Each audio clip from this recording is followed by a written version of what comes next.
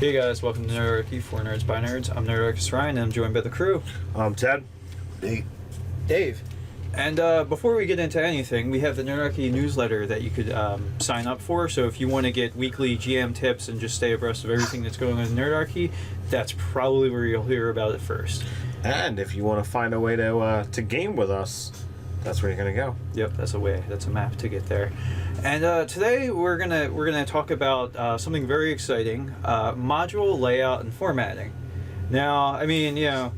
Or how do you like your module? Yeah, exactly. How do you rare, medium rare? Just because it seems like. Well done, please. Yeah, there's I like medium rare, but it seems like it's like rivers and rivers of text. And like it seems like most modules are designed to keep the GM's face buried in a book and not actually looking at their players that they're running a game for. So this comes back to the reason why I don't use modules or prepackaged adventures, and the reason is I believe it's actually more work to effectively and use them properly than it is for me to write my own material. Because you're going to need to know like what the impact of what the players are doing. Well, here's my opinion of how you properly use a prepackaged adventure. You just rip out pages to use. Yeah, pretty much. Yeah. Now, step one, you read the whole thing. Yeah. Step two, you change things to customize it to your game and your players. Yeah. Possibly even your campaign setting or the setting that you're using. So, to me, this means you're highlighting stuff, you're making notes, maybe you're scribbling in the margins. You're essentially rewriting the entire thing to suit your game. You're retooling. You're tweaking it. Yeah, it's not a rewrite, but I feel like that you do have to go through and do so much, and the bigger the module, the more things you have to tweak. When it's like a 200-300 page book, like pretty much all the stuff that 5th edition is launched. Right. Yeah. Yes. And my issue with module reading and doing it as the game master is if I read something for pleasure, I read it once. If I read something because I need to know it, without being all clunky and stumbling over everything, I need to read it like 2 or 3 times. Well, and not only I can't read that book like I can't read a campaign book like that 2 or 3 times without going like, right. Well, Well, I just read this my is own like work. campaign. and yeah. Besides, and how much even if you read it several times, these are if it's the bigger the module, how much are you going to really retain? Yeah. And two, they all are full of flavor text, right? And if you actually use all the flavor text, there's no way of doing it without it seeming like you're reading from a book. Yeah, which you are. So I've always just paraphrased what's there. Yeah. So I've had a thought on module design for people who want to use them. Was that why not cut out so much of that? Like, there's so many unnecessary words that says your party will such and such. Like, we know it's an adventuring party. We're playing this freaking game. It's for the adventuring party to do shit, right? Right. So why there's so many unnecessary words that are to connect and make 2 to 3 paragraphs for something that has such little significance or consequence in the game at all. That why not just have bullet points, right? So anywhere from 2 to 5 bullet points of descriptors of what's going on.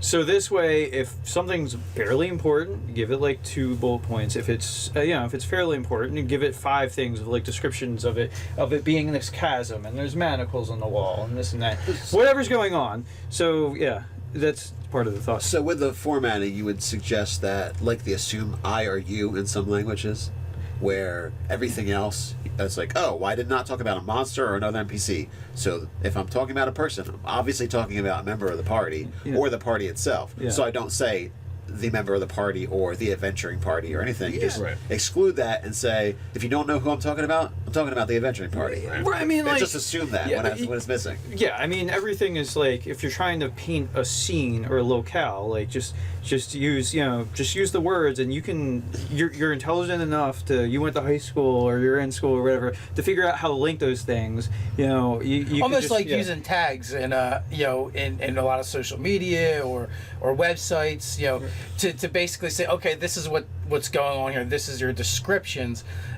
Use them however you like. You're gonna have to ad hoc a little bit on it, but this is the gist instead of having it all spelled out as paragraph after paragraph. If it's bullet points of a dank musty smell, you can always put in there's a dank musty spell in the air, or like you can ad lib the before and after to make that complete sentences, or you could just kind of like read and paraphrase off just the bullet points, and people will get a sense of the scene of like, right. If you say torturer's chamber and just list a couple things, you don't have to do everything. Like the DM can describe however they want. Goes deeper, and that takes it away from the mentality of I'm going to sit here and say the PCC, and if you get away from that, you begin to develop your own dungeon mastering skills, because you're forced to literally come up with a sentence here that, okay, yeah, I've got the key points I need to say,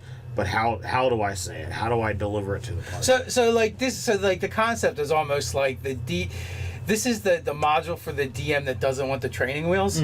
We're like taking the training wheels off the bike and going, here's the bike, and we've given you how to ride it, but now it's your job to balance and do it on your just own. Because there's so much ancillary crap that and so I was just like flipping through the Rage of Demons. There's like so much ancillary stuff that like how much of this is ever going to even be a factor? Yet it's all here and distracting from probably what the core beats of the story are going to ever be.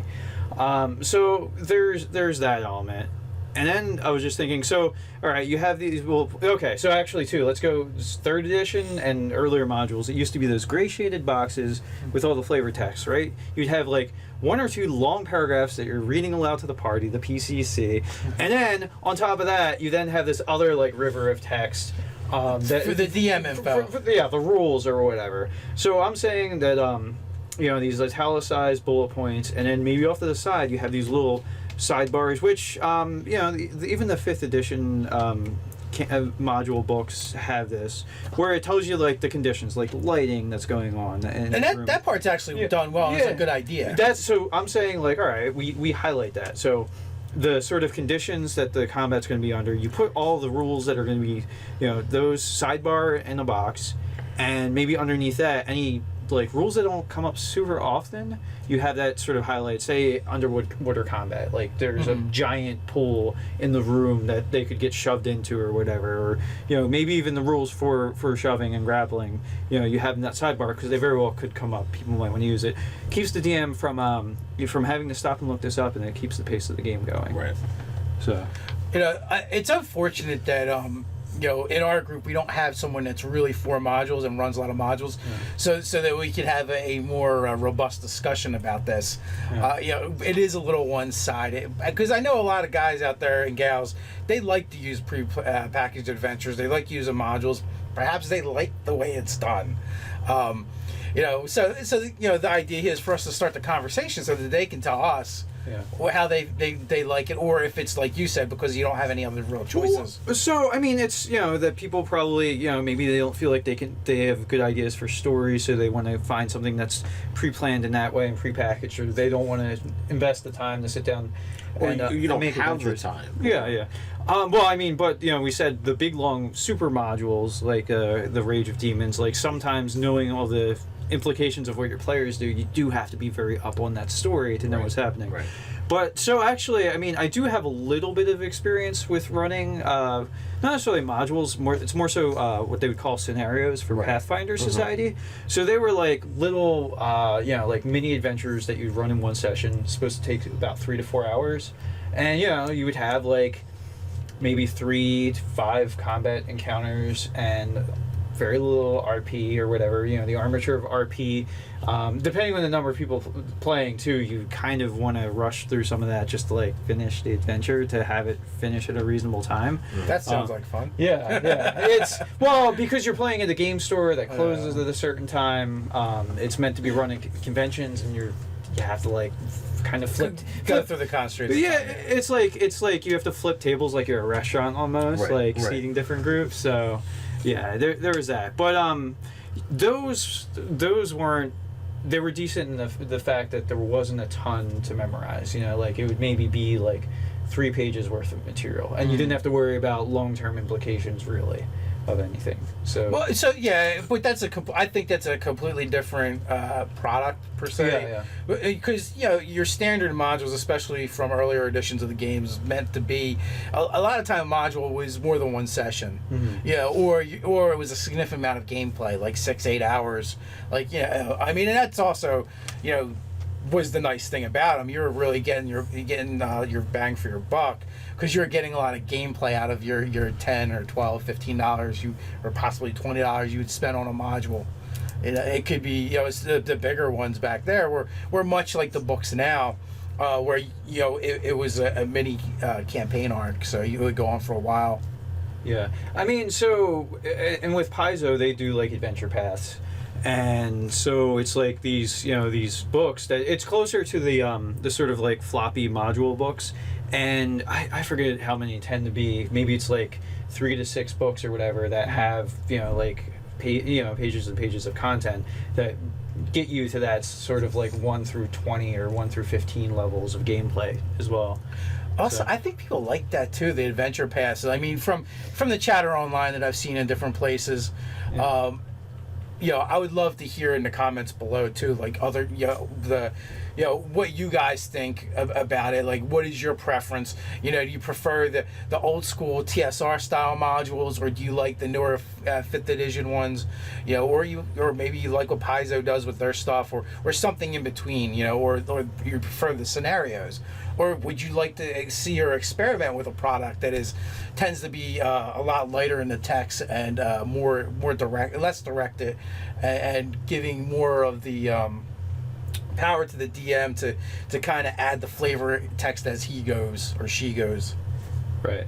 Yeah. So do we want to like a stripped down armature, or do you want like the narrative? Training wheels on or training wheels off? Yeah. The status quo. Well, I don't want to say that one is necessarily better than the other. It's just a matter of what's more useful to GMs. And why? Yes. Everyone is going to have their own opinions on. Yeah, and we'd love to hear your thoughts down in the comments below as well. So, I don't know. I don't think there's a ton else that we can say about. Anybody else got any final thoughts on that? Okay, so be sure to like, comment, or subscribe below. You can follow us on Facebook and check out some funny memes. You can check out the articles over at nerdarchy.com. While you're there, you can weigh in on Nerdarchy, the forum. So until next time, stay nerdy.